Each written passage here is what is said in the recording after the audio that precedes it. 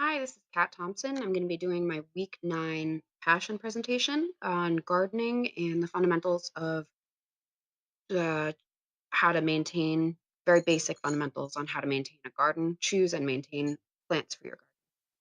Why doesn't your garden grow? The most fundamentally basic basics of gardening. In Vermont, you could walk into a garden store and find anything from a native plant to an extremely tropical plant. And that's because people have hothouses and greenhouses in their homes, in their farms, that would enable them to grow a tropical or non uh, more warm weather plant than would typically grow in Vermont.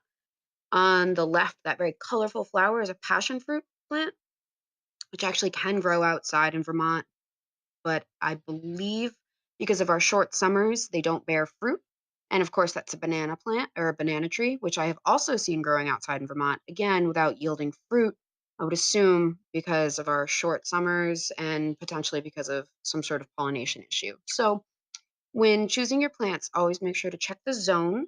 Off the top of my head, I believe Vermont is zone 3 or 4, which means that, of course, we have short summers, not a whole lot of months of sun, and it's relatively chilly. So not the fun, colorful plants that a lot of other places can get. All right, so I want you to take a second to look at the very colorful, very messy room on the right. See if you can find a teddy bear, just an old-fashioned brown teddy bear. It's a bit of a trick because the teddy bear isn't facing the screen, but if you look relatively dead center above the lonely brown blue shoe, you'll see a teddy bear facing away from the wardrobe. My point that I'm making here is that when a garden is too cluttered and there's too much going on, you lose your plants. So it's important to make sure that your plants aren't too close together, that you pay attention to heights. So obviously taller plants in the back so you can see your smaller plants, your ground covers, etc. Things like ferns are always best in the back because they're big, they're bushy, they're tall.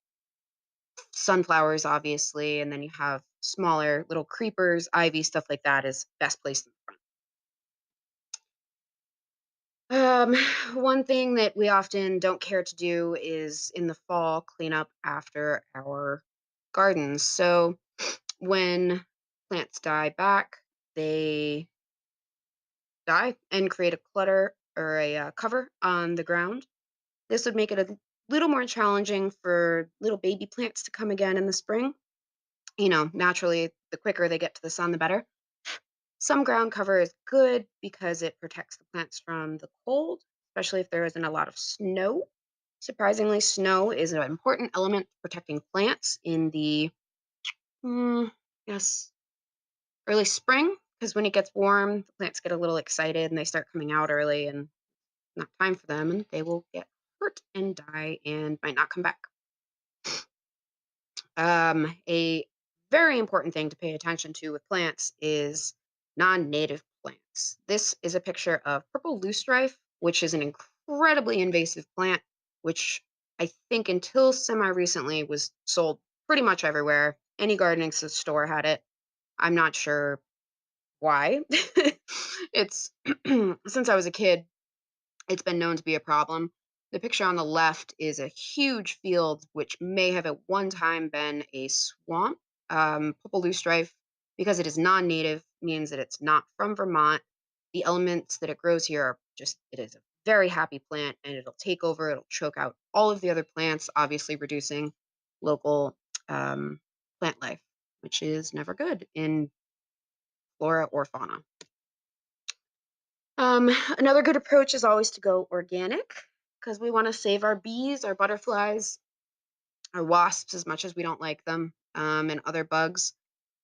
Bees, as you may know, are on the decline, largely to pesticides, pollution in general, and you know, clear cutting and plant reduction as always. They're not having the habitat or the food that they need. So yeah, save the bees, stay organic.